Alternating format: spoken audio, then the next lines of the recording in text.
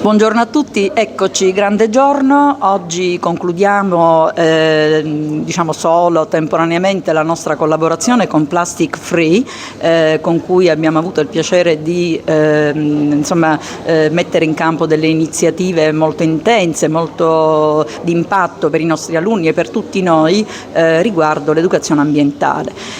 Abbiamo il piacere di avere qui appunto i rappresentanti di questa organizzazione che merita tanta attenzione, e io per questo ringrazio sicuramente loro, ringrazio i collaboratori miei più stretti, le mie due collaboratrici, Ina Brex, Agata Grasso, e anche il professore Giuseppe Di Blasi, il nostro referente educazione ambientale, e vorrei che fossero proprio loro a dirci, a illustrarci un po' i termini della nostra collaborazione e sicuramente la ricaduta bella su quella che è l'offerta formativa che noi vogliamo appunto prospettare ai nostri alunni.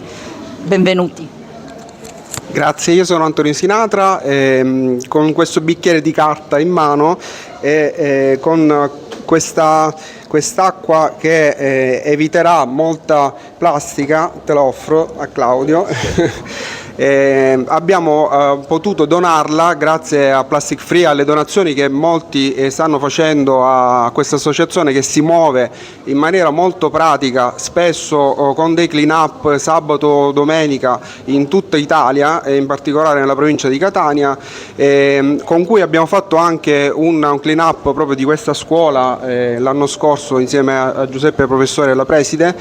Abbiamo potuto sensibilizzarli in un quartiere non facile di Catania, dove abbiamo visto anche la presenza vicino di grandi discariche di rifiuti, dove sia ingombranti che persone che non differenziano vanno a rilasciare vicino alle scuole. Questa è una cosa che fa male, dobbiamo dimostrare con i fatti che rispettiamo l'ambiente, e quindi proprio vicino alle scuole a maggior ragione chiediamo una maggiore pulizia. Abbiamo fatto una sensibilizzazione ai ragazzi per quello che può essere necessario a questi ragazzi, perché sono dei ragazzi splendidi. Abbiamo trovato una scuola veramente ben organizzata che dimostra, secondo me, passione per quello che fa. I ragazzi lo sentono, i ragazzi che ci hanno anche insegnato delle cose a noi, come sempre, ogni volta che andiamo a fare sensibilizzazione alle scuole. Fantastico.